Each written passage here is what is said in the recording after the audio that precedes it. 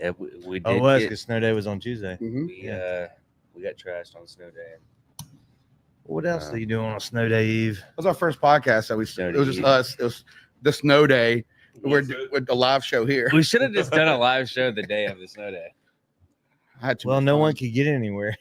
Yeah. You were like, I'm still going to open. Well, we thought that. Well, what are we doing? Is there an introduction or what happens now? Oh yeah, we're just kind of Flaps. We're just waiting a few minutes. We're just waiting for it to kick in. we're I just got you. finagling everybody. All right. That's pretty good. All right. Let's see where we're at. That's good cold brew. All right. Real cold brew right now? Yeah. Okay. Cheers. What do you Mike? Cheers. All right. Let's drop these sponsors real quick. All right. Go back to our. Where are we at on this one? All right. Episode 85 with Johnny Mansholt, right? Yep. All right. First, we're getting our sponsors: the District Coffee Company, Ocean Springs, Pascagoula, and new location coming soon, OS 1515. Oliver Scott Insurance, home, auto, commercial, builder's risk, life. Collision Depot out of Goshen, Mississippi on Highway 90. Beach and Cuts out of Long Beach. Shout out to Inga. DirectAuto, Captain Al's, Marty Wilson, Forever Young with Kendrick, and the liquor store. Mabry's. There we go. Mabry's. Fine wine and spirits. Mabry's Fine Wine and Spirits. I just bought a bunch of booze from there. Yep. All right. Well, we're here. Tonight we got Johnny. Howdy, handsomes. Y'all doing all right? Man, He's got a way better voice than any of us, Yeah, but he does. it's You okay. do. All right, Johnny, where you from, bud? Originally, This is I was yours and this is born mine, in Evanston, which is a neighborhood of Chicago, and then I grew up around Wrigleyville, and later on Buffalo Grove, Illinois, and Arlington Heights. So the Chicagoland area was kind of my run, where and I do miss the Midwest a little bit, despite loving it down here. I mean, was it the old school? Like, I mean, that's big city living right there, right? I mean, it was when I was younger. At the same time, though, once I was around like 14, 15, it was kind of like suburban sort of a deal where, okay, think about like Married with Children. Yeah. Uh-huh. That is kind of Suburbia what midlife. my upbringing was like. And then you know, what ended up, I mean, we can start there, but what ended up bringing me to Mississippi was I came down here to do hurricane relief back in the day. Well, hell yeah. And Cool, that man. was around like okay, so you guys gonna have to help me out, because when I first moved to Mississippi, I had no idea. Literally, a friend of mine was like, my brother runs a roofing company in Mississippi. We can make a lot of money. Do you still know how to do like framing and stuff like that? And I literally was like, where's Mississippi? And he said, it's on the ocean. And, But a lot of people don't know that. but that's how I Yeah. feel like we're jumping ahead a little bit. Like, So hurricane relief, was that Katrina? well, no, because I do believe that every roof we rebuilt might have been destroyed in Katrina. I believe you guys are gonna have to help me Okay, out. so What was this- the one in '99? Shit, Fuck. No, it's over the A, didn't it? It wasn't Ivan. Was it George? no. I'll figure this out. No, it was, I we hate can to look. say it. We can look. Like, once again, did not know anything about Mississippi. at Yeah, that we didn't get down here until after I started Katrina. with the A. I remember that one. TV show. Either Yeah. way, I originally moved to Hattiesburg, right behind 21st Street, Shipley's, like right off Hardy Street. George, there you go. That was, yeah. Yeah, I had no That's the one I idea. was thinking about. As I said, 1998, George. there you go. All right. And as I said, a friend of mine was like, well, I mean, we can start earlier, born in Evanston, right across the street from Northwestern campus. My dad watched out the window while they won their first, I believe, playoffs in a number of years whenever I was born. And then dad was a traveling salesman, medical equipment. My mother was a director of a children's hospital. Guess how they met? And but no, and then grew up kind of around the Midwest and stuff like that. Once again, was kind of a latchkey kid, and I mean, I don't know. What do you guys want to know? It's Man, weird being so We'll let's the like focus of attention. I don't know. I've never thought about writing a book or like doing I mean, I write all the time. You know, I got the band and the things like that, but it's I told you guys before we started this. you got all It's kind of stuff weird, we want to get into. yeah, which lifetime you want to know about? I mean, you were one of the first bartenders at the grocery. That's Well, awesome. yes. When we say one of the first, I won it well back in the day. So I started the grocery around 2008. They obviously 20 years of the grocery. I 20 years. absolutely love those guys. And they opened in 2004, right before Katrina, or excuse me, 2005, right before Katrina and Okay. stuff like that. And I mean, especially once again with the grocery, where do I even start? I'll always be in the Cults, Pat. Absolutely love those guys. They still let me hang out every day, and we just did a new run of shirts for them. Once again, ladies and gentlemen, Johnny from Champion Print and Design. Well, I think the big thing is, how'd you discover that gig? At coming down here, you were doing, the hurricanes brought you here. Mm-hmm. Where'd you work a little bit before the hurricanes? Like after because that's like a run of jobs. Oh, there were before. So I used to do construction up a little bit, like being a runner and stuff like that up in Chicago, and my once again, much of a latchkey kid. My mom got real sick when I was around 14, and then she passed away when I was around 17, and I was kind of thrust out into the world for that one, where it was my dad, who once again traveling medical salesman, came home and was basically like, me and him are stuck in a house all of a sudden, right? And we always collided a little bit. Yeah, we were always. I'm too much like him. Like even to this day, I almost look exactly like him, and we were way too close in personality and stuff like that. And so the first opportunity I got to bail, I took, and it happened to be Mississippi. And the reason that I ended up staying, which I have to apologize that my beautiful better half is not here, but I fell in love with a girl from Mississippi. And what ended up keeping me here was basically that and all the people I met and stuff.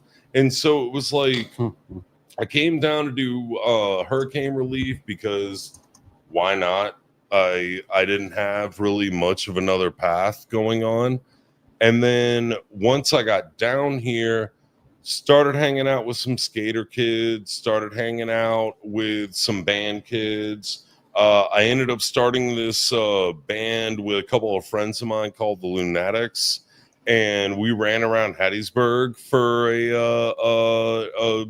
I would say maybe 2 years at the most or something like that. And then what'd you do for the band? Like, what I do for the yeah, what instrument did you play? Well, I started out on bass. I used to play bass back when I was in Chicago for a band called the Jacklegs.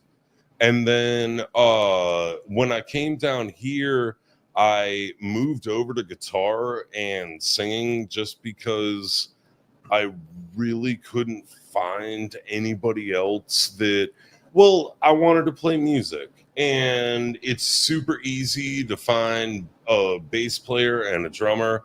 People might get mad at me for saying that, and especially with drummers, because drummers are few and far between, but they play with like 7 different bands. You know what I mean? When you find one, he's usually kind of a Swiss Army knife, where like you have. And I'm not gonna name any names yet or anything like that, but legitimately, like if you find a drummer around here, he's usually playing in like 4 different bands. And so when I first moved to Hattiesburg, I moved in with some guys that were really into the same type of like Chicago punk I was into. And they were like, well, we have a guy from Chicago now. And I ended up moving to guitar. And now that's kind of what I do with Champion Club as well. Lead guitar. Mm-hmm. Oh, yeah. Which I still, even to this day, though, I still think of myself as a bass player at heart. I have a bunch laying around my house, and all I want to do is, like, all I ever wanted to do was be, like, the bass player for the Strokes. And what I mean by that is not necessarily, the Strokes are absolutely awesome, and it's not that I want to be in the Strokes, but just play 4 chords, no one recognizes you, and yet you still get to make money off of like traveling. Once again, no ill will to the bass player of the Strokes, but if he was walking down the street, you guys wouldn't recognize him.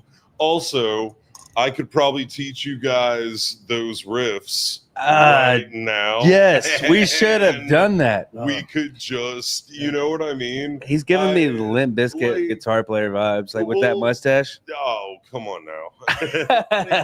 So much. You're saying Wes right now? Oh, I'll take it. Even he wouldn't know who Wes was. He dresses up all the time. When I was younger, even without the mustache, are you Wes? In the area? Oh God. I'm gonna have to message him after this. On some of your, like, for my performance, like watching you perform, you do dress out like you do have, like, your band, y'all do have a certain style. Yes, we do wear uniforms and stuff like that, quote unquote uniforms. And you do put on a performance, so you put your heart into a performance too. You like, you do work a crowd. Thank you so much. I mean, literally, well, and part of that is I think the whatever it's called, the prestige, or like, you know what I mean, just the ambiance, the mystique of it. Yeah, the mystique. Oh, very well done, thank you. The mystique is literally like, when you see us coming, you know we're a band. And it doesn't necessarily have to be something crazy where you've got like feathers in your hair or something like that, but just a color coordination or or like a you know, we're all wearing collars or something like that. I truly believe that it has an effect on people theatrically. You know what I'm talking about? Where it's like, no, when we walk in, we're doing a thing, and like, which is almost. So I run open mic nights every once in a while. I did a couple weeks ago at the Government Street Grocery. I'm not the full-time guy, and the full-time guy is absolutely awesome. But lately, about once every other month or so, they'll have me run an open mic night at the Government Street Grocery. And I do kind of the opposite what I do with my band there. I like to dress down. I like to not shave. I like to play like some 80s covers and do like some goofy stuff and do a little bit, maybe even like a half-ass stand-up and kind of talk to the crowd. Whereas when Champion Club is playing, which we are going to be coming through again in the summer, but when Champion Club is playing, yeah, I like to push up the pageantry a little bit and give it a little bit of a dude. I don't remember the band, but it was at the juke joint, and they're from Japan, I think it was. Oh, well. And he was fully dressed out, like, in the way they play, it's like they're in, like, you could feel their energy. He's not just doing this. It's like, well, thank you. It's a full blown, like you said, Wes, Limp Bizkit. It's got, like, how he performed. If you look at the performance, Well, you can go back and like look at the band Slipknot. Those guys didn't get famous until they started dressing up crazy and shit. I mean, and I don't even think and completely agree that also their music's good. I'm not going to talk bad about Slipknot by any means, but that's a little bit too far for us. I like to consider it more like the old school Western days, or like the rockabilly type of stuff, where you had like the Tennessee Trio, or you had like, I mean, you know, like the old hee haw days and stuff, where you dress up for a show. Like, even with you guys now, while I am wearing comfortable clothes, it's like you wear slacks. I'm not wearing slacks. I'm I'm not even wearing underwear right now. So I'm not. Hey. Yeah, do you? A whole different time. Do you have pants on? I don't think so. But I have an apron on. Which I will give you the other side of that. You either go one way or the other. You either go completely and once again, I just feel it brings an air of pageantry. It brings an air of showmanship, but you can't go one way or the other. You can legitimately, like, we tend to dress in all black with a little bit of guff to it, if you will. If I walked out with no pants on one night, people would be like, that's part of it too. You know what I mean? That's a vibe. Yeah, exactly. I feel like if you're gonna put on a show, put on a show. Look, the aprons was a situation. So I was telling you earlier about when you have guests on. I wish I could have brought my shop apron with me. I literally right now would have been the perfect time to bring it out. We got an apron for you. We do. Do we have an apron for me? Yeah. Somebody give me a goddamn apron. What are we doing? Haley, are you kidding me? Well, it might have Don't yell at might have Haley some, about it. like, guacamole on it. I might even have. I don't want to stop. I don't want to stop the show. But if there's an apron involved, Oh, give that. Well, don't give him that one. No, don't give him the pink one. There's a Carhartt in there. Yeah, give him a Carhartt. Carhartt fits him. Carhartt should be clean enough. well, here, hold on a second. I'm gonna put this mic down. Don't let me blast out on you. Oh, it's going down. Oh yeah, you know it's going down. It's awesome. I'm part of the club now. It's awesome. Come on, babies. This is funny. There you go. That's a shop apron all day long right there. Oh yeah. Yeah. Oh, Now I'm part of the group. Oh, Well, you gotta it smells untie it amazing. for him, and Let's do it. this is happening right now. actually, yeah, I probably just washed that. No, it's tied off because I washed it. Treatment, I can handle this. Hold on. Well, Let me it's swap got you this tied over. around. There we go. There we go. Okay, you got this going on right now. Oh, wait. No, he's got to loop you. I feel like we went the other way. Well, he's got to loop you. Yeah, we got the knot going. What you been doing today? What's today? I feel I've like been the working all prettiest day. princess Yeah, man. at the moment. On You the guys computer, are or you taking- actually making coffee? Today, Oh, my God. Today I made a lot of sandwiches, a lot of All right, food, a lot chat. of burritos. Get in there and let It us was know a how holiday. to do an apron. What's your favorite burrito? Can't eat any of them. Southwest was popular though. I'd say McDowell for me. Oh, Nothing like a McDowell burrito. I mean, do you guys do this with all your guests? I don't care. 'Cause Have you had the Southwest? by the way, like, Do we have Cade's BBL in there? seriously. Yes, we do. Oh, look We at are about me. to sell prints of that BBL. Oh my God, look at me. All right. It's awesome. Ladies and gentlemen, welcome to the District Boys Podcast. Oh my God. All right. I forgot what the question was. I just feel Cheers. so nice right Cheers. now. Cheers. Cheers, everybody. You bring laughter, bud. Thank you. I'm doing my best over here. So let's get into Mhm. So you're doing bartending. You were a part of the grocery bartending. What made you and Amber, which is his wife, she's a graphic design artist, a very talented one at that. What made y'all go, you know what? We're gonna do prints. Like we're gonna screen print and do it like you're not mass producing, like you're really you work all day long in your shop. I do, yes. And well, I mean, honestly, the answer for that, it starts with the grocery. Like, so when I first once again came down to Mississippi for hurricane relief and that type of stuff, that petered out, ended up moving around the South for a second, and then I met Amber, who I wish was here, and I miss you very much. But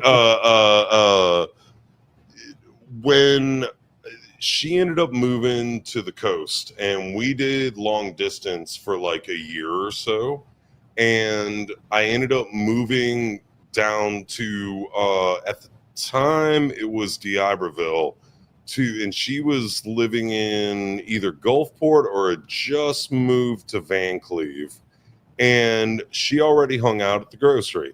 This was, I want to say, 2007. You know what I mean? Like I said, I started in 2008. It might have been late 2007, but she hung out at the grocery all the time. I followed her to the coast and ended up becoming a regular up there. I was working a house painting job where I ran a little house painting crew, and then I was doing like everything at the Ruby Tuesdays in D'Iberville. And I did Good salad bar. at that time. I did salad bar, I did kitchen, I did front of the house, I did expo. They tried to make me a manager, but I never wanted to wear one of those shiny shirts and just yell at people like all day long. And the grocery ended up sniping me from Ruby Tuesdays.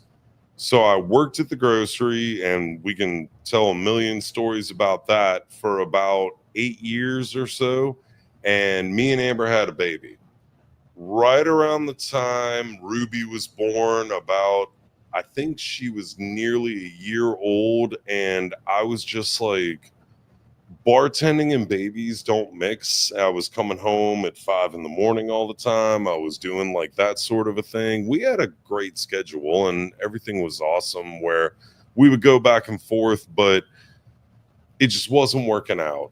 So to answer the question of how Champion Print and Design started, quit your job with no plan, have a bunch of screen printing equipment in your home, and just go, I'm gonna do this until I figure out what my next job is. And there is a little bit more to that story. I would have to say, I got to shout out Carl Feldmeyer and my drummer in Champion Club. He used to run a shop called, so we're going to Quentin Tarantino this a little bit. He used to run a shop called Unity Print Shop over in Biloxi. Or his family did, excuse me. And it got blown away by Katrina, completely flooded, gone. His brother and his family ran that shop. And Carl had a bunch of screen printing equipment left over from that shop in his house. And one day when he was moving, he was literally like, can I store some of this at your place? And we were like, yeah, come on, leave it here. My wife, who you already talked about doing graphic design, was I keep saying excuse me. But she had a couple of clients that she was doing like business cards and like logos for and stuff like that. And one of our friends, also a client of hers, came over and was picking up her order, and she saw the screen printing equipment, and she was like, so do you guys do t-shirts? And we were like, I mean, We can. It's right there. We might as well try. Yeah. And so we took Carl's gear out to the tool shop, and we messed up like twice as many shirts as she actually needed, and just like kind of went for it. And then what happened was I was still working at the grocery at this point, but now we had a screen printing setup. And when me and Carl would go on the road with band, excuse me, when me and Carl would go on the road with the band, we would print t-shirts for the bands we were going on the road with. And that way, when we showed up on tour, we already had gas money because we were doing merch for all the guys that we were like running around with. And that leads me back to Ruby being born, me just quitting the grocery and being like, well, I don't know what I'm going to do with myself, but I've got this screen printing set up in my backyard that I guess I'm going to full time with. That's awesome, man. And you're 18 years now. Is that right? 18 years. 18 years. Well, excuse me. 14 years of printing. We just hit our 10-year anniversary in January. Okay. It's cool. So it was more than, so you go from like doing the band shirts to, and of course, like Amber has a certain style to her. Absolutely. We cannot deny she has a very unique style. Oh, yeah. Believe me. It's very like I married the dragon lady. It's like it's true. It's like Andy Warhol. It's like a very pop culture, but it's got a flat style to it. It's very vintage. I think I would say more like which compliments y'all is like kind of like the old school concert posters. And that's really, especially since we are an old school shop, we're a manual shop. We do everything kind of old school. We really do try to keep it in that vein of like, traditional 60s through like 80s sort of a style and those sort of things. And you use different color. You use a lot of out there colors, and we especially like doing that, which of course also, when we're fast forward to now, we've been a shop for 10 years. A lot of my job is also just like, we work with a lot of local businesses and making their logos into like, vectored feasible stuff, and then showing them what we can do with just simplicity is a big part of it. What was your first, like, really after the doing tour and hitting venues, the first local business you actually really grabbed and was starting to make your shirts, and then you start seeing your shirts everywhere? The day I quit the grocery, Patrick was like, give me 200 shirts. I mean, come on, man. Come on. That's literally like, and of course, bartending up there, working with those people, and like just talking to the community and doing that type of stuff. Like, but no, I can never not say that the day I quit the grocery, they were like, can you work here for like 3 more weeks? And I was like, yes. And then I moonlighted for a little while, but then like literally Patrick was the first one who was like, all right, well, make me a bunch of shirts. And it was as simple as that. However, right after that, we were still doing the band thing. I'm going to drop some names now. Do you guys know who? Well, of course, do you guys know? Daikaiju immediately jumped on us, which they're an amazing band from kind of all over, but like Huntsville originally. And I think they're located out of Texas now, but we were on the road with like Daikaiju and Bakwai, and those guys immediately were like, will you run shirts for us? Will you be? And we still to this day, occasionally, they got a bunch of artists, they're doing a bunch of things.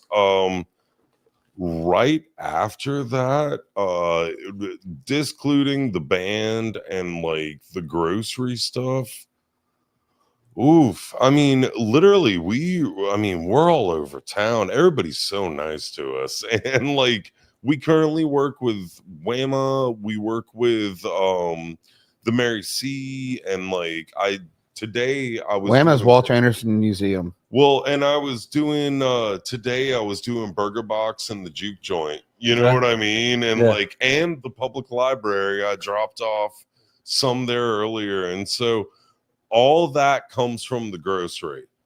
But the first person to Pat, of course, was Patrick Sullivan, was the first person to be like, You were trying to educate me on a little bit because I have self-mation. I was talking to you about like having my graphic design Absolutely. and just making a few things I could touch and feel, see what it feels like. You were talking about like more of a flashing style when you create the I guess the screen prints, so you can do the shirts. You were talking about themselves, the work that goes into actually starting that first process. Could you dive a little bit into that? I mean, absolutely. So, well, I feel like we're gonna bore people at this point. I got to know it. I can start running numbers and everything.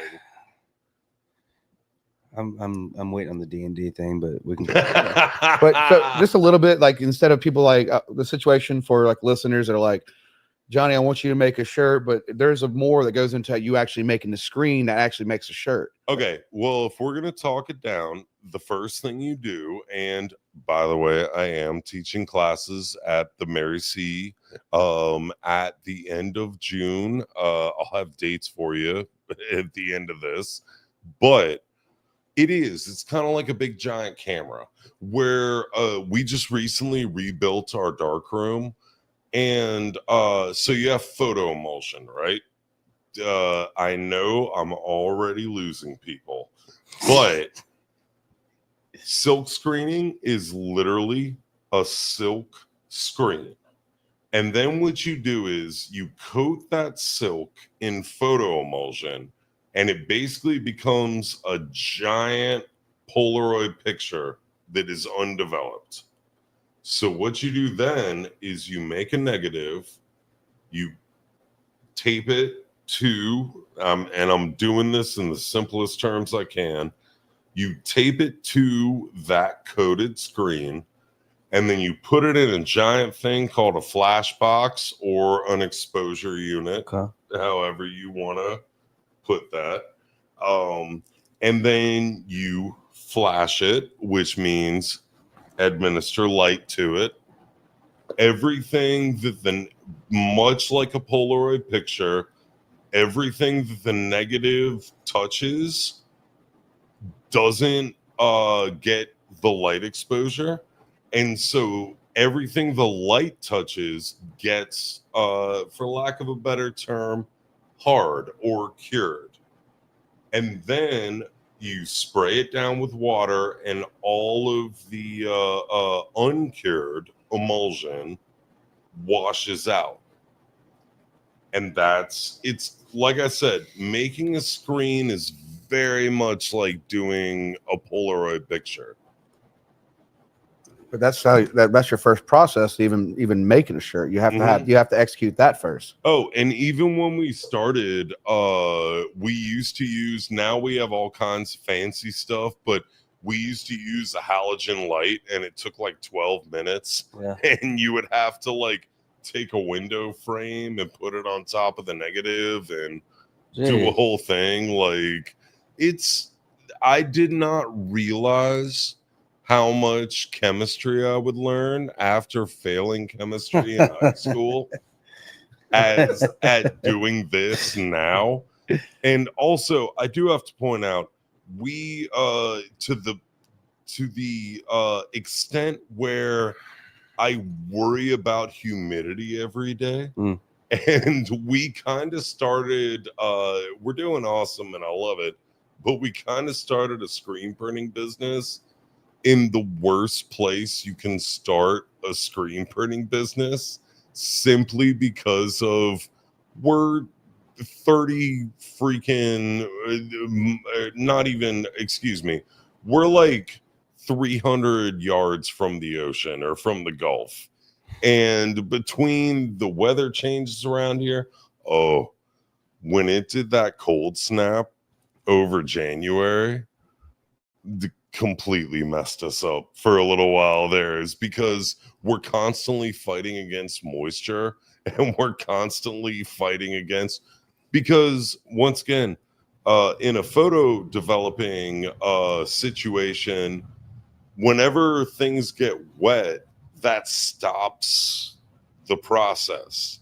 So you're constantly fighting against humidity, and you're constantly fighting. You want to keep things cold and room temperature most of the time.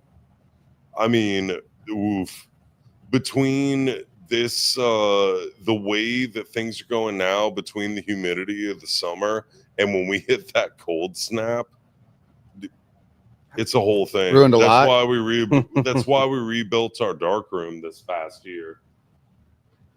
Do you enjoy, because you're at a level now where you can really outsource a lot? I mean, that's like, you have the name, and you see that you enjoy getting up in the mornings. Yeah. And going to your back, going to work. Yeah. I would say we outsource occasionally, mostly for art type of stuff, but that's kind of the main thing I enjoy about it, is it's like craftsmanship mixed with artwork. You know what I mean? Like, once you actually get going, it's like waking up in the morning and we're going to measure this out, and then we're going to run these boards, you know what I mean? And we're going to do the thing.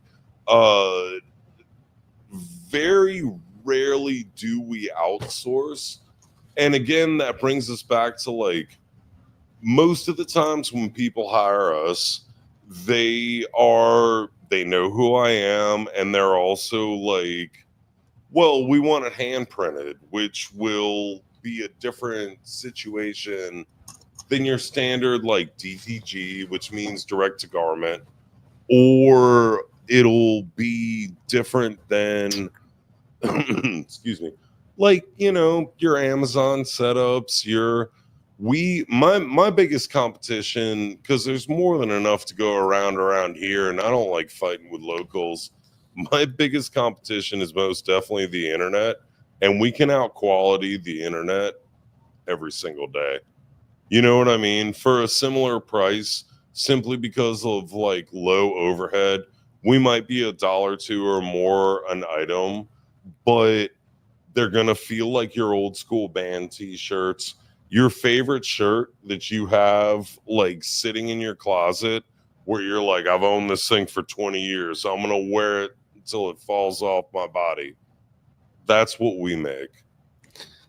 Johnny, I gotta go ahead. no. I gotta check Please. this out, dude. Like, yeah, because I need some new clothes. I don't know about you guys, but dude. I was gonna say, Johnny, academically, you studied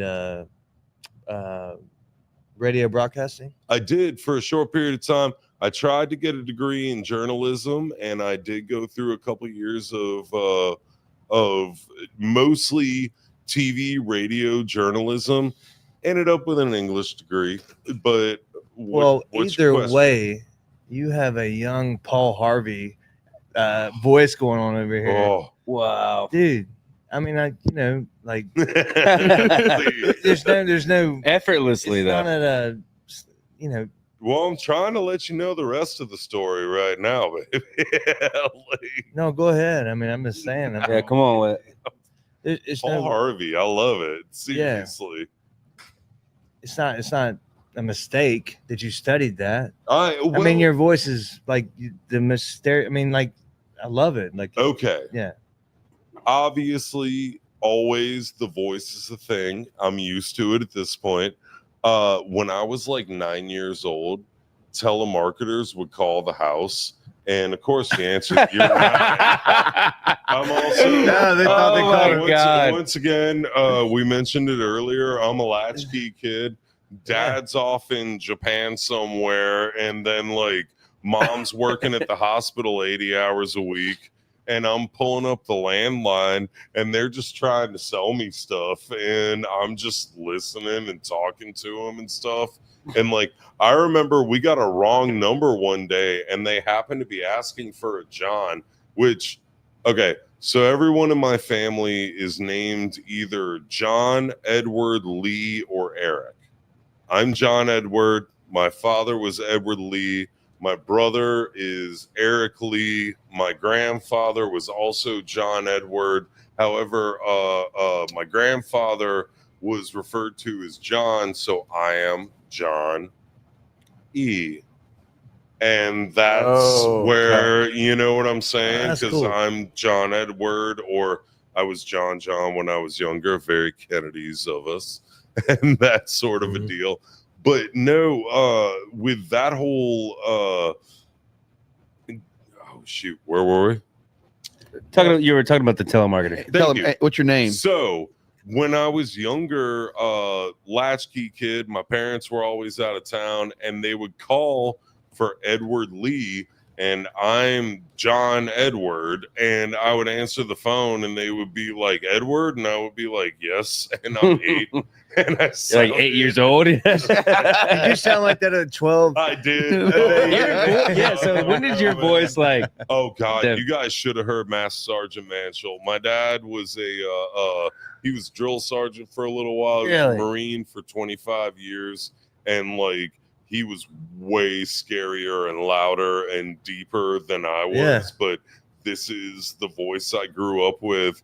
And literally, I would be home alone playing like Nintendo, like I'm about to beat Contra, and the phone would and I would answer the phone, and then because I'm just left alone in my house, and I would answer the phone, and they would be like, "Sir, do you realize your insurance policy is out of date?" And I would just be like, "No, I did not realize that." Like 9 years old, just start running. Because I never got the "Are your parents home?"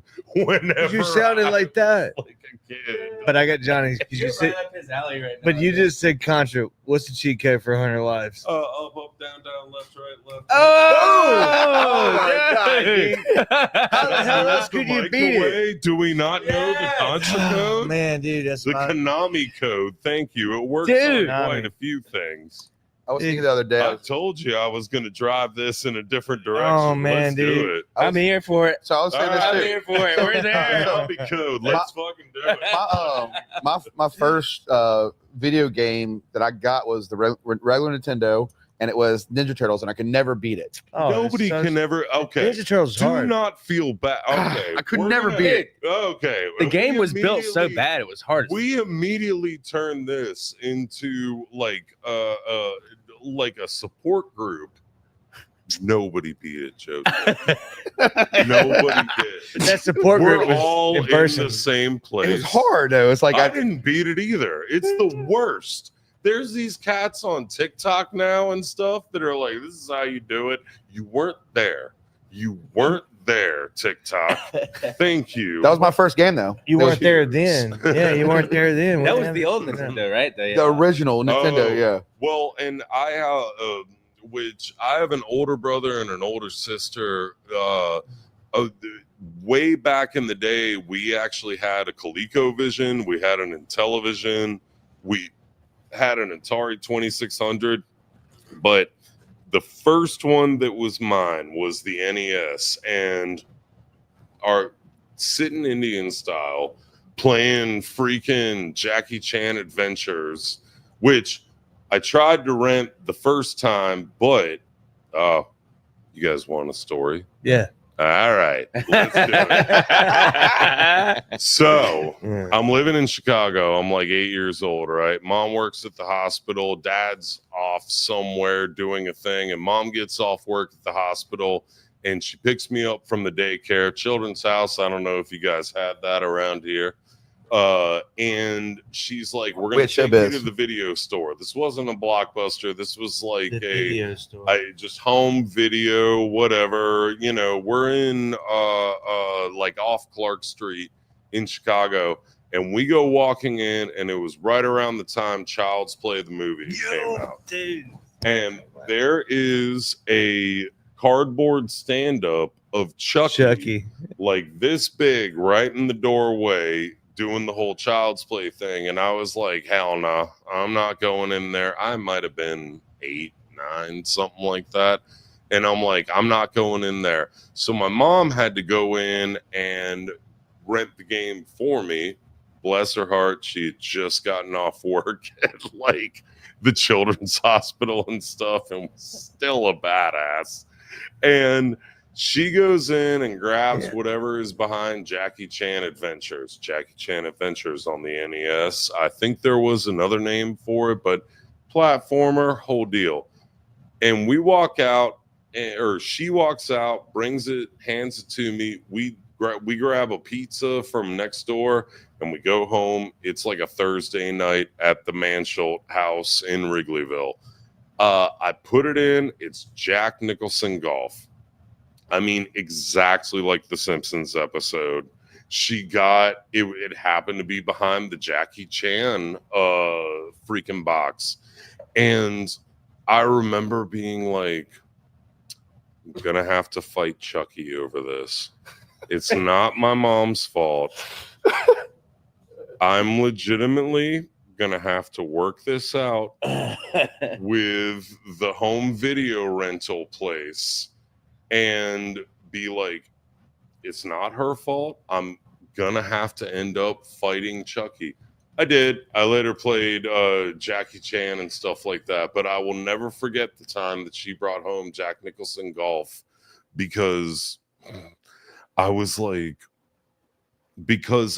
too scared to walk into the video rental store. I know why Chucky was so scared, because it was the first time we ever seen a doll come to life. I mean, seriously. Yeah, and so it gave me, that was the only movie that ever gave me like nightmares. Like, we call things Chucky. We had so many dolls. Which, Anthony, how old are you? 42. Yeah, man, me too, man. Seriously, yeah. Okay, dead on age. So I can man. tell. Like, seriously, no, that hit us, what, 9 years old? And it was so, we never seen a doll come to life, you know. God. And the way that they did it with the trash talking, he was so evil. Yeah, it's just man. like, damn, man. So I must have been, I guess I was like 5, but my siblings are 46 and 49, and they raised me. So I had to watch all like the Killer Clown from Outer Space, the Chuckies. I had to watch every horror film because that's what they always snuck from my parents. Which, I'll tell you this right now. Fun thing about Child's Play, you go back and watch it. I understand that the doll has the strength of a grown man, but he still weighs the same as a doll. And then people are in the movie being like, and it's like, just grab him by the leg and he fucking bites you though. He was a biter. He was a biter. He was a biter, and he was definitely a biter. And he had the element of surprise because no one believed it till they seen it. And they were in there. He got thrown a couple times. Remember that when they're in the apartment, and he's like, "Hey, buddy," and he's like, and that was "Hi, I'm Chucky." Oh my god, dude! I just remember him knocking the ants out the window. Where you saw her also, once again. A weird part of my childhood growing up in Wrigleyville was every movie was made in Chicago at that point. I was about to say, it sounds like it's probably where they were filmed. Like, name them. And so we're Adventures of Babysitter's Club.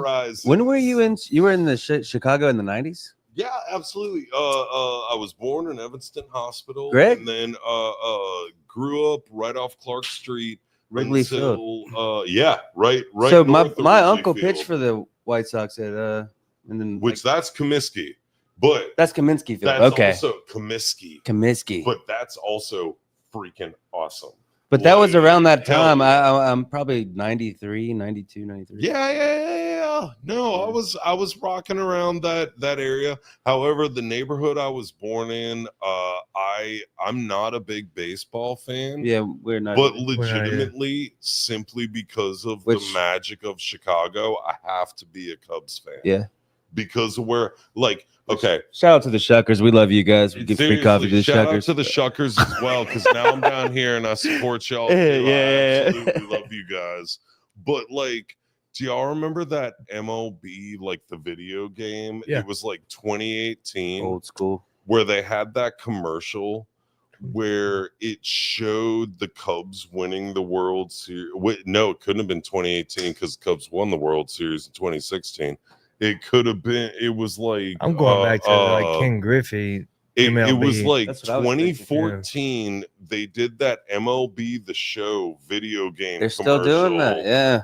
And they showed a guy winning the game with the Cubs, and then he lived across the street from Wrigley Field, and it showed them winning the World Series, and he turns and looks out his window and sees Wrigley Field. I cried every time that commercial came on. And like I said, I'm not even a baseball fan, but legitimately just for there's something about the sentimental of the home city and Do you need any more coffee? Oh, I'm doing good right now. Thank you, girl. Thank you so much. Oh, Hey now. All right. Hey. But so what? I'll get off of child's play after this. I swear. So. Oh, I mean, our older brother. Please, child's play. No, every time we drop something here, we go, "Oh, Chucky roll." Because we had an older brother, 4 years older than me, so 16 years older than Cade. I'm 12 years older than Cade, and we grew up watching that together. So, especially in the food and beverage industry, when you drop something, let's just say like a roll or something, it'll hit your foot and it'll roll under the equipment. You know, we used to call it Chucky roll because you remember that was Chucky's big move. That's when he surprise if he doesn't kill you and you throw him, he's gonna roll under something, and you don't know where the hell he's at. Then he could be in the attic, you know. But we always use that terminology. Yeah, no, I love it. Seriously, like it was always his move was to roll away, roll like under you something, said, disappear. You had to get the element of surprise, is because once again, I love those movies. I never understood. Okay, I'm gonna go off on a tangent. You guys ready That's for exactly a what it's. tangent? Yeah. You ready? Yes. Yeah. All Yeah. right. I have a crazy cat. He came out of our backyard. He was one of the guys. In case anybody doesn't know, I live over by Gulf Park Estates. The Quick Mart is my go-to. I walk there all the freaking time. Absolutely love it. About Rocket is about 8. About 8 years ago, this cat came into our backyard, little baby, beautiful thing, all white and had like a raccoon tail on it. It was around Thanksgiving time. It was very cold that year. He just kind of took to our family. We took him in, and then eventually he came inside. Now he is the only cat I've ever owned. He's also now about 26 pounds of like pure muscle. They call him a Lynx Point Siamese, which is basically a term for like a half feral cat. It's not like a breed. It's just a thing. And we have this giant monster that walks around our house, and occasionally friends of mine have to watch our house, and they always have to worry about the cat. Because my cat it's like having a bobcat in your house, or it's like having like a baby tiger in your house. I realize I'm making an analogy, and I'm going to bring it back to you. That cat, you can pick him up and just throw him if you're brave enough. That's Chucky. Like, oh, it's Chucky, dude. Like, yes. I was wondering where it lands on his circle. It can kill you, and it'll live through like everything. And he fucks up a lot, or excuse me. No. He messes up a lot of the guests that come over to our house and stuff. But I mean, you can still just throw him. Did you watch Ready Player One? I did. That's my so I told Cade we're watching it for the first time. And they start that chant at the end. Mm-hmm. And I was like, that's the Chucky chant. Okay, I was like, what you talking about? I was like, that's the Chucky chant for when he's trying to get out of the fucking doll body and get into a real body. And dude, Chucky shows up like 3 minutes later, and they throw him in the car. And I was like, they made the connection. Now, don't get me wrong, still dangerous, but also throwable. Dude, well, they signify that on Ready Player One. They threw him in the car. Like, you throw him, but then he bites you and try to. Hey, my childhood was like Jeepers Creepers, which that was a weird one. Come on, bring it. Jeepers Creepers. What very, you got? Very spooky. Yeah. Jeepers Creepers? I don't know. Absolutely. Our brother Zane was I mean, Justin Long and Justin Long lost who his was eyes. the girl? you know, I remember Justin Long in that. Justin Long was him and his That was Fisherman that Stars. was number one though, right? Yeah. But I yeah. mean, and wasn't it like Anna Kendrick or somebody like that? I don't want I'll pull to. it It up. wasn't Anna I'll find Kendrick. out. I don't think it was Anna Kendrick. We're not gonna. All right. When did you first see Jeepers? dude, when I was a kid, Zane was probably watching it. I don't know, but Zane was freaked out by 18-wheelers for like his entire You know what? I had the same thing, but it was because of Darkman. Whenever he holds Skip's head up through the manhole, well, I lost my mind. I must have been like 8 years old or something. John Carpenter, Darkman. Who's the? He held his head up to get decapitated. Is that? Yeah. So But I'm- you don't actually see it. I It was remember Gina that- Phillips. Gina Phillips. Gina Phillips. Oh, there yeah. you go. So her name, she was our character was Trish. Shout out Phillips. Gina Phillips. We're looking for you. The thing about the Jeepers Creeper monster is there's nothing you could do. No. Well, the second one, that guy did a lot. I know, but That guy really. didn't see the worked second his one. ass the off. second one was You want to really talk good. about a homegrown? Oh, hold on. Let me straighten my apron. You want to talk about a homegrown American for that one? Now, well. He took his son into the air and ate him. well, the first Yeah. time, and then he took his second son back. Yeah, they both got ate, didn't they? Hold on. No. The second son did not get eaten. But what I'm saying is he stabbed him over and over and over. But the Jeepers Creepers monster only went down because his time was up. That's true. Every 23 years and 23 days or Whatever something like it that. is. Yeah. Yeah. I almost like the second one better than the first. I told you The guys second- I was gonna do this. I'm No, but a gonna sequel do it. is never usually better than the first. Just wait till The we get first- the and first, I like- will literally say I think that's a better sequel. I think No offense, Justin Long, if you're watching. Anyway, I love Justin Long. I know, She's right? great. But no, I think I agree with you. That sequel was better. All right, here's a fun one. Unless you guys have another question for me, I can. No, you. All right, this- well, here's a fun one. this I is just your can't show. wait for the D&D stuff, but go ahead. Are we? Because we can. We are. Your voice just reminded me of like a host of a D&D. I want to be in a cape right now. Like I can't tell you guys how excited I am to run camp at Rock U 2 University for the second year. My daughter takes a bunch of classes up there. A bunch of friends of mine work up there. Everybody is super, super cool. And for the second year in a row, I get to run D&D camp up there, which is 12 and above. I do believe, I got to look at my phone. go ahead, but go I ahead. believe it starts on June 9th, and everything is open for it right now. D&D. We'll get to D&D in a second. I was gonna say well, you know what? I was a little bit of a late bloomer to like tabletop role-playing games, Well, but those I'm are my favorite movies are action adventure. Like Lord of the man, Rings. come on with it. Go to The Hobbit, Lord of the Rings, Absolutely. Harry Potter, even Guardians of the Galaxy. I call it my happy movie, but all that stuff. It is your yeah. happy movie. Yeah, it is. I watch it Yeah, change when that yeah, movie comes yeah. out. That's like my anti-depression right there, bro. I mean, I do the same thing, especially like, oh my god, not to be weird, but me and my daughter watch Guardians of the Galaxy 2 specifically to cry. I mean, I'm like, yeah.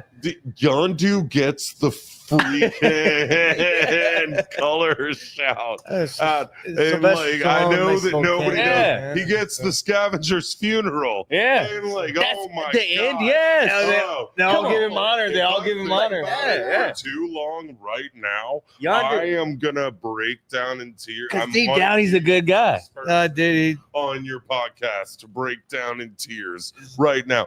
Yondu, literally, he always No, dude. fakes that David Hasselhoff was his dad. Kurt Russell. Yeah. Kurt Russell. No, but Kurt Russell was a fucking. No one wants to see Kurt Russell as a Yeah. bad guy. It's the first Come time on. ever Kurt Russell's been a bad guy. Yeah, Isn't it?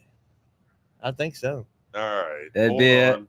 I'm thinking so. Yeah. That was a beautiful funeral, though. Yeah, it was.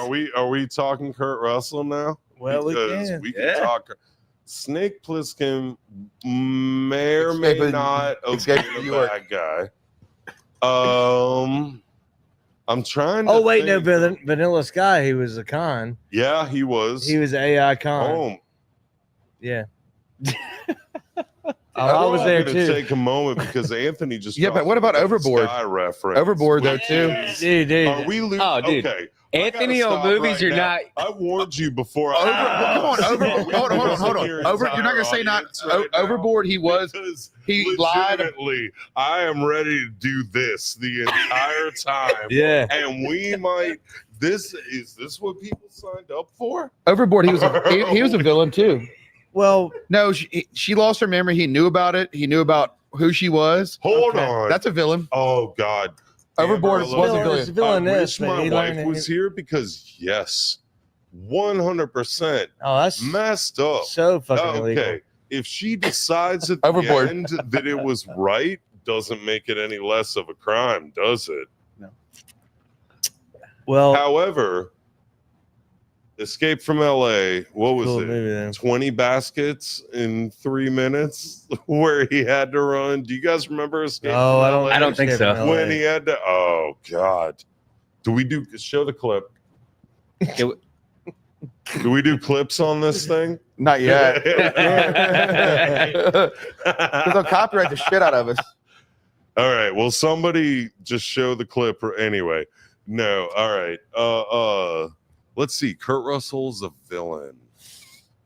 Ooh.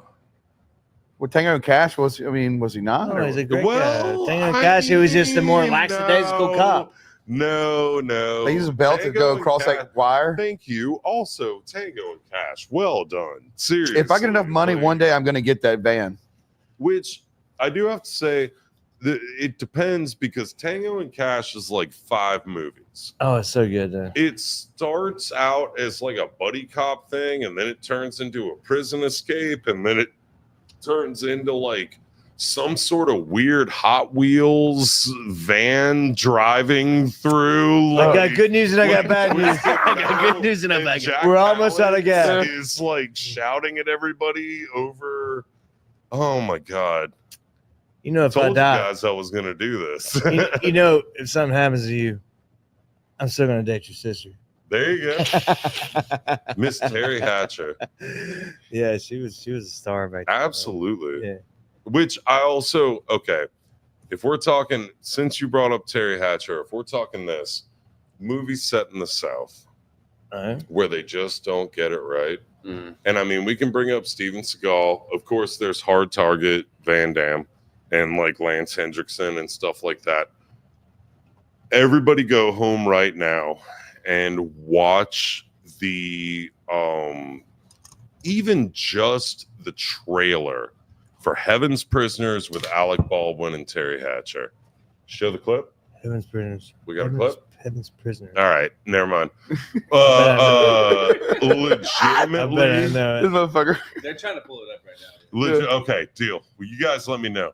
Legitimately, okay. So first of all, Alec Baldwin, Terry Hatcher are the main characters, and it's a mystery made on the bayou, Chef. I'm gonna let y'all know that right now. And every single person in this movie who has never been to New Orleans before the filming decided on what their own accent was. And I mean, literally, it is.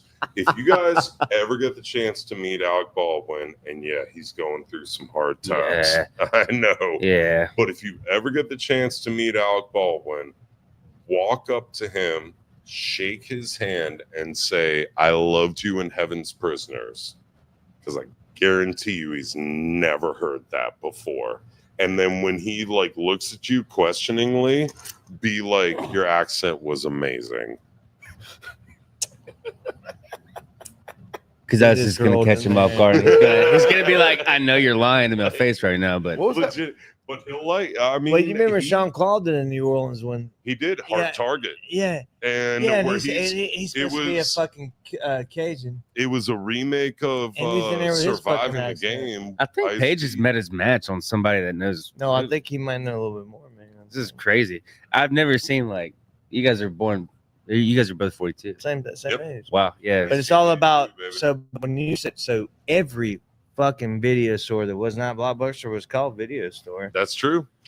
or video was so in Collins City, Granny's house it was Take Two Video. It was- and I there want to was say video the one that I store was Take talking two. about was or like video Video shop I'll never forget. or video. The one in Videos. Grenada. So for here we had Mr. James Videos and Aquariums. Okay. Oh, it's so arrogant. It pisses Videos in Hey, No, aquarium. that's my boy. No, he's a bounty hunter. What the hell? Hold on. Okay. That's my buddy. All right, Yeah, that's all my buddy. I'm Flex flipping the off. Interview Flex off. because legitimately, okay. It's in Lemoyne. So the two things that obviously go perfectly together Video is videotapes That's- and aquariums. That's the most 90s thing I've ever heard. Seriously. So James lives right here in Fort Bayou. He's a bounty hunter now, but he looked like What do you think was the Jay biggest from problem? Silent Bob. Jay and Do Silent you Bob. think the Please, yes, he videos had got long more hair and a in the butt. aquariums And he had a than mustache the like Johnny. aquariums got more in the videos. Well, he'd collect. So he had coins in there. He had slushy machines. You gotta have Yeah. a gumball machine. He had gumball. McDonald's playground in there. No, just like it was right there in Lemoyne where the comic stores, the 3D. It was the 3D comic stores. 3D protocol. Dude, I'm not from here. What the fuck? No, like have you been to Lemoyne? Have you ever down in Lemoyne? Yes. The only comic shop. The 3 Alarm. Yeah, that Yes. shopping center. Those guys are awesome. Shout out 3 Alarm. But it used to be next to like. Clip. Yep. You see right next All there. right, here we go. And No, they're and Mr. James, Mr. James, his he had two aunts. They both worked for the CIA. My grandma had a house right down the road. Both worked for the Yeah, CIA. It's a movie one was plot FBI, is one real. CIA. They raised him. He was raised by his aunts, and he literally Did had they fight like Mr. and Mrs. No, they were Smith so the whole sweet. time? They were so Hot. sweet, Yeah, though. right? no. But Like, James would sit there, and he had Yeah, you make a fight and tear the whole house. a down. convertible hardtop Z28 IROC 92, Hell yeah. and he had and he's just a pothead that would have a video store. You walk in, he's like, "What's up, man?"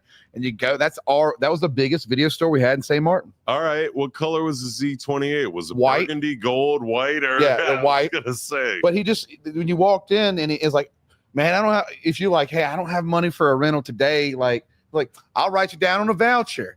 He just trusted everybody, and then when he shut down the store during Katrina and all that, he became the manager of GameStop, like the first GameStop here.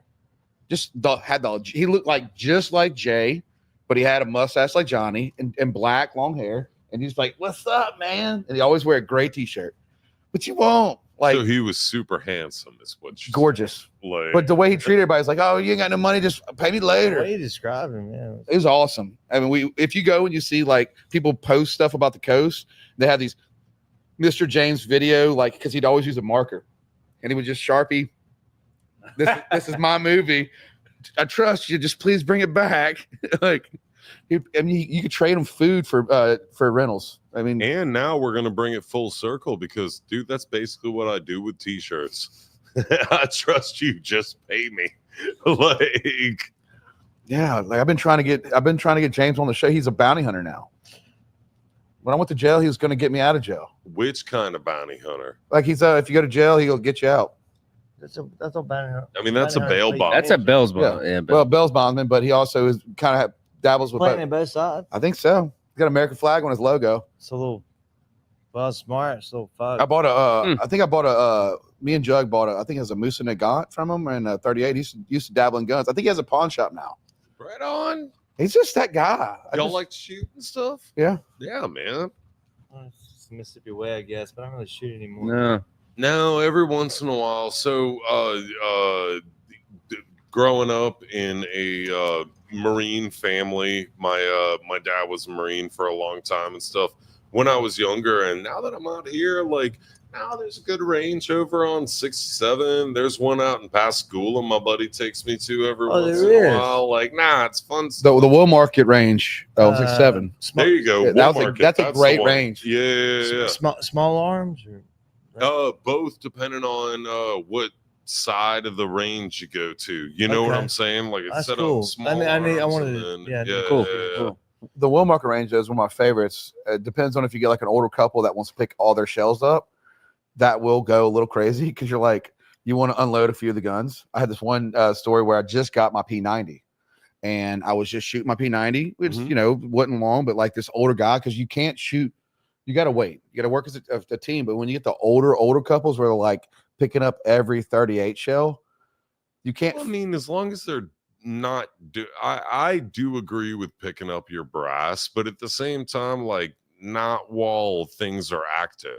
You know what I'm saying? So there's this one couple that would like it would take you about 15 minutes to ever shoot again. Like, so if you shot, you'd have to wait, pull back, draw your arms, stand there and let this guy, he'll go and sweep his shells.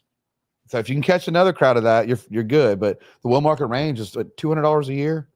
It's not expensive. It's awesome. But yeah, it's right by my house. Nice. I gotta get back to movies real quick. Let's do it. I was thinking about Oh, that. I'm ready to go. So I gotta pee, I gotta pee. Avatar. Yeah, I was gonna ask you when to start a rotation. So Avatar. Okay. It's James did- Cameron, but I've only seen the first Avatar like once. Okay, me too. Yep. So Ooh. What is this cake? I know that I can It's a Ozcraft Super Overdrive. I can depend on you to support Okay. the fact that Avatar stole the whole plot from Fern Gully. Oh, absolutely. Especially But they if never we're reckon- talking about Mr. Tim Curry and like Just real quick, Tim Curry was the big you gotta big go. monster. Yeah, You gotta go look at that painting over there and tell us what you think. oh. All right. Well, you guys Well- show a clip while I'm gonna walk over to the painting. Well, I don't even. Yeah, I just want you to pick it out. Tell us what you think. it's got every. Oh, I mean, it's classic Lord It's of got the Rings. characters- Oh, Well, it's got characters. from Okay. everywhere. Labyrinth, Labyrinth, bro. David Bowie. That's right up your alley. I was gonna say. Fern Gully in the back. Do you see Krista? And you know what? There's even a Skyrim dragon in the back because that's what we all kind of grew up on. Well, who painted that one? Our mom. Oh, Yeah. freaking awesome. Our mom did all the Everything art in here, really. No, super cool. Patty Hibbard made Shout out to maiden Patty name Hibbard. McPhail. Maiden name McPhail. McPhail. And she did all the art. But no, they'd never recognized that they stole Fern Gully's whole plot. And then Tim Curry being the what was his name in that? Oh, I can't remember, but he was the toxic oil Toxic spill and evil like, thing. Yeah. Well, Robin Williams is the bat. he you know? was, yeah, And, which and, was just batty. But Yeah. I'll tell you this. Okay, so as an English major, literally there's not that many stories. I understand when things kind of line up like 1-to-1 like that, but it even goes further than the whole like man versus man, man versus nature, man versus God, man versus like it even goes further. I want to say I think they expanded it to like 36 or something like that, but I want to say there's only like 23 original stories that you can go back and forth with, and then it's just putting different shells or Yeah. like different gloss on that, you know Yeah. what I mean? And I thought it was a great plot to redo. I just absolutely. whenever I said to somebody, I said, "That's Fern Gully." They're like, "What are you talking about?" Fucking Fern Gully. No, we, man, we watched it in seriously. school. The Batty rap, Yeah, we watched the it in Toxic school. song. I like, fell in, the toxic. Toxic Love Tim or Curry wrote whatever it. Did Tim was. Curry write the song? Seriously. I never looked it up. Did Tim Dude, Curry? I don't. I know bet he if wrote the it song. or not, but Tim Curry was the evil, toxic. I mean, you know, like we're talking about like late '80s cartoon, but we watched it in school, and it was it's the whole Avatar story. Or Avatar story is the whole Fern Gully story. It's the truth. Yeah, but no All one right. talks about it. Here's my biggest question. 90s movies. Why was the T-1000 even a person? I love that question. Y'all ready for this? Liquid metal, No, bro. no. What's on Terminator liquid metal? 2. Oh, okay. Robert Patrick All right. is playing a quote-unquote liquid metal I got to piss, but I'm coming back to this. person.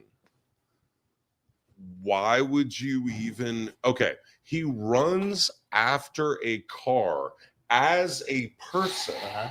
Why do you not just turn into a giant metal wheel Because you're or a car?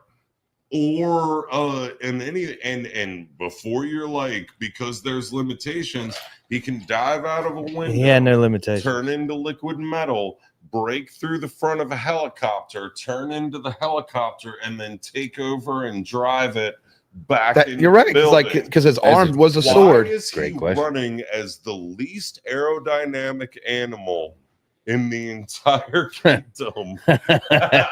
And a cop, he's walking around a mall being like, have you seen this boy? Just be the mall. Just be the mall.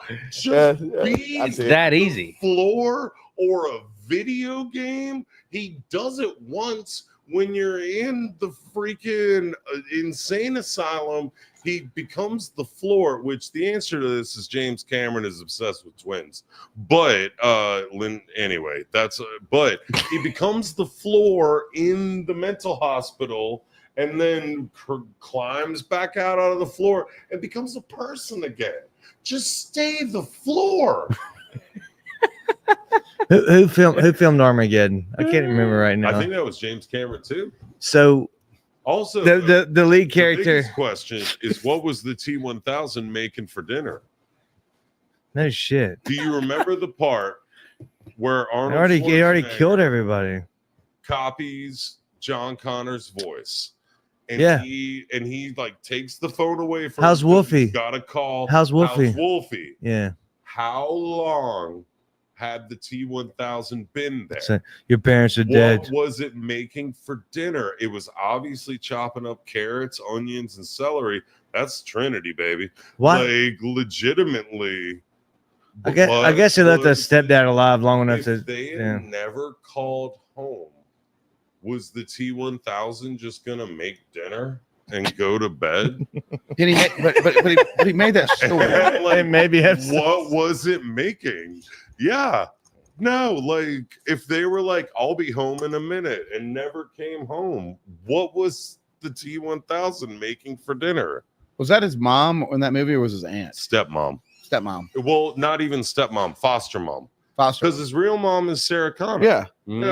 So, Yeah. He was put into the orphanage. So how And they he called formed his that sword though. foster mom. He made that sword. And they were like, she's already dead and stuff like that. But then what is this liquid metal? Why aren't you just the floor?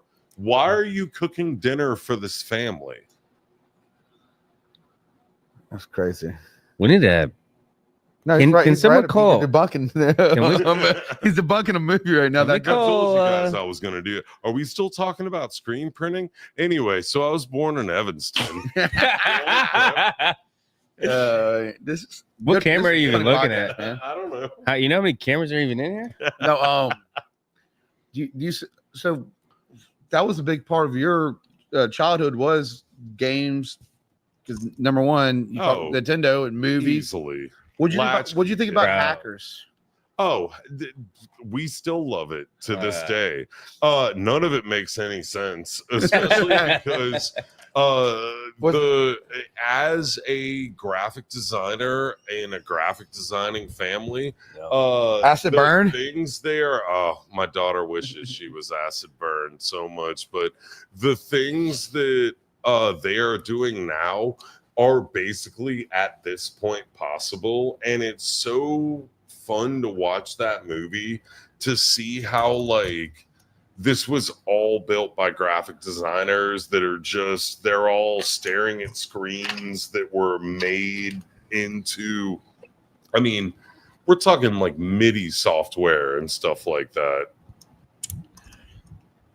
What was the question though? No, I've been saying like, do that for me. That was just I remember being so fascinated by. Is there a pool on the roof of this place? Not yet. Yeah, I was gonna say because I'll go check it out.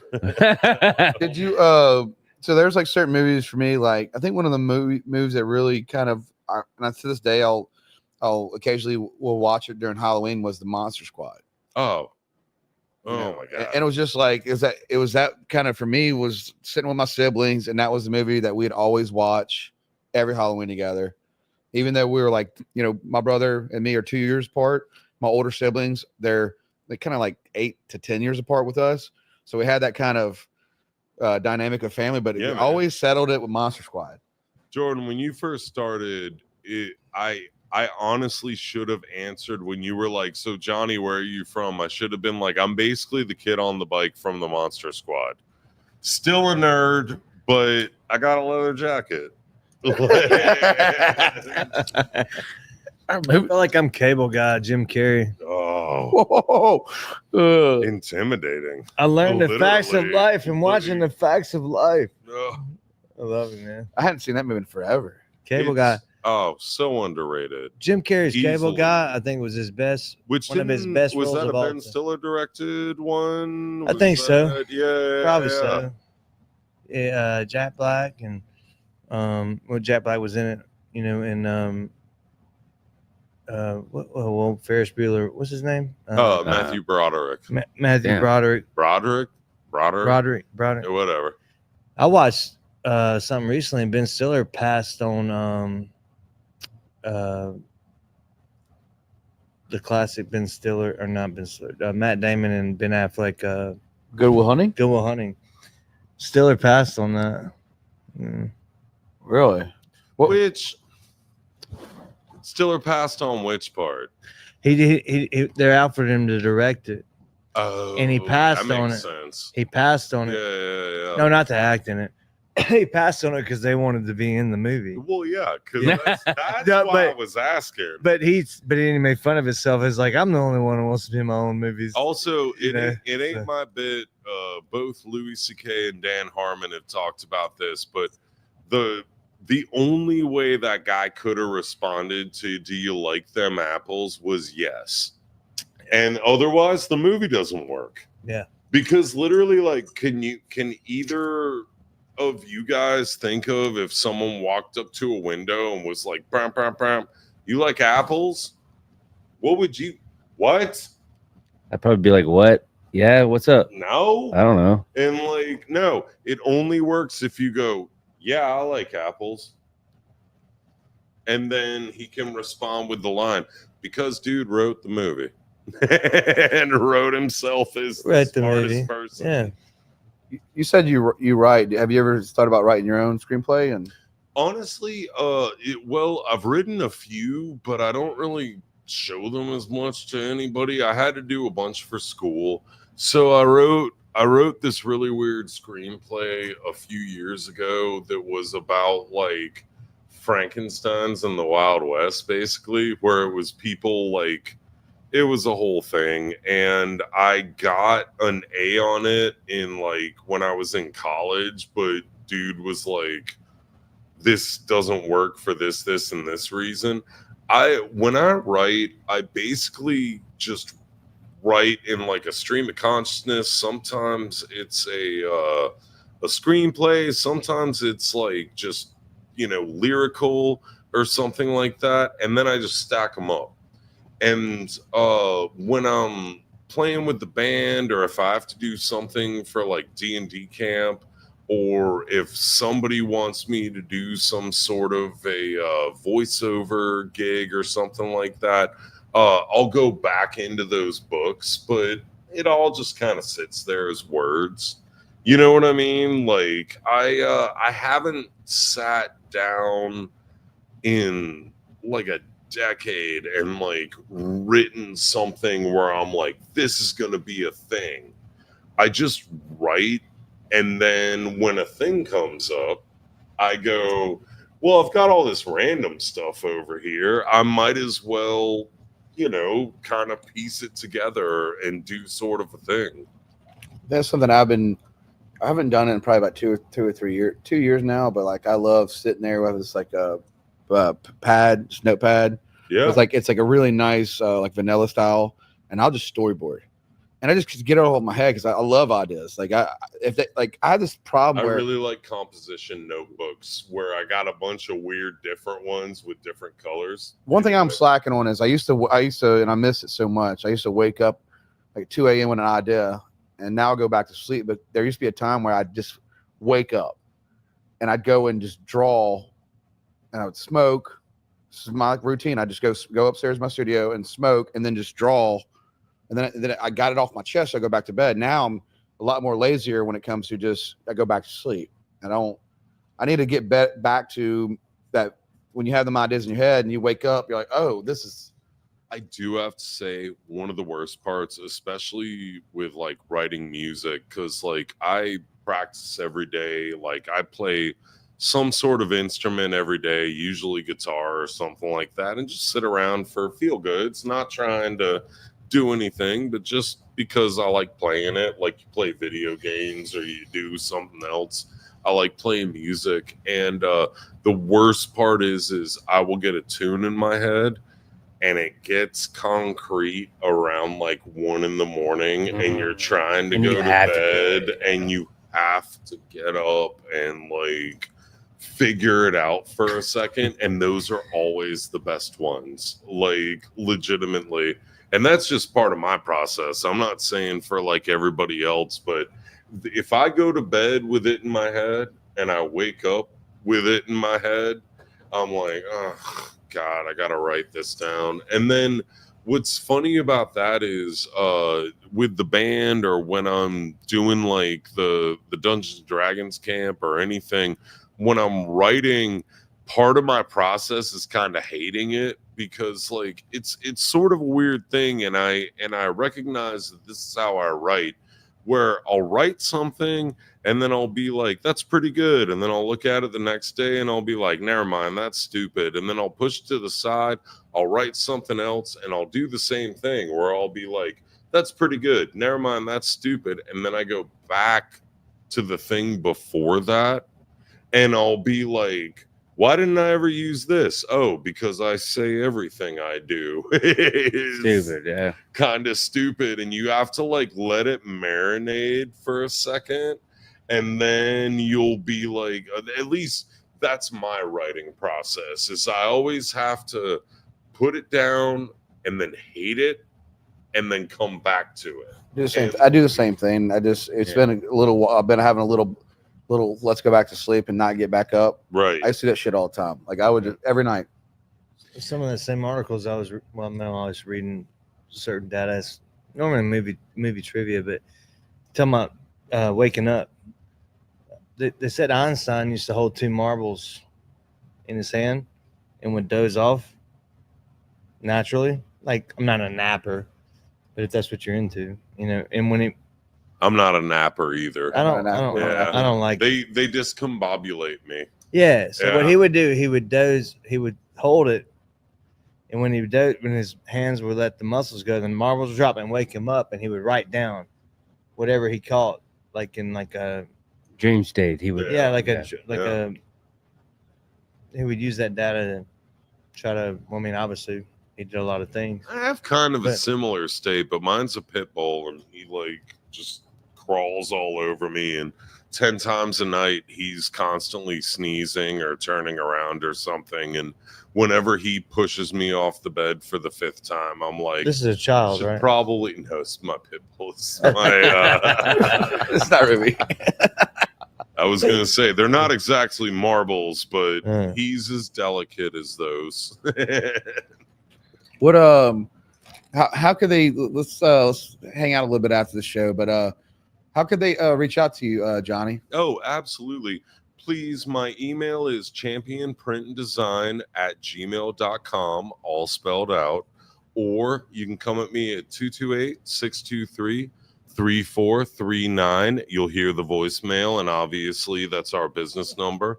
Also, I do have to promote a few things. We have currently been working with the Gulf Park Skate Association trying to open up some skate parks down here on the coast and stuff, and they're already working on a few of them, but we will be on May 10th playing the after party at Altered Reality.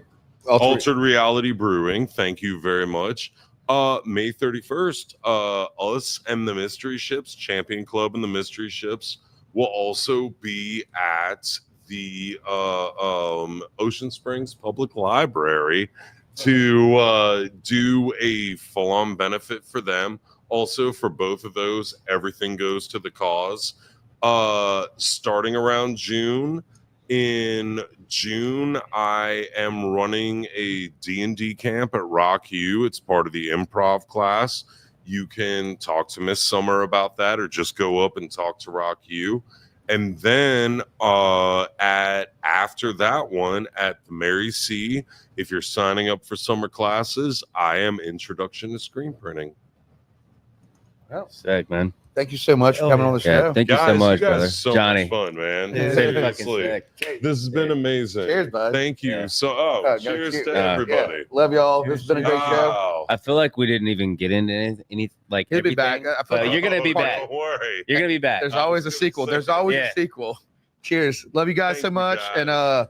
And check out them District Boys live at the District. Live. Love you. Cubby Awards are tomorrow Catch us at night. the Cubbies. We We will are be there tomorrow nominated. night. They are nominated. And We'll be there either way. So and I'll be a presenter. And the second year in the row. It'll be my second year doing it. Can't wait. Seriously, come out and support these boys, everybody. We're going to roll a clip from the last time they won. yeah, Love you guys so much. Thank yeah. you. He says speech. Good night, everybody.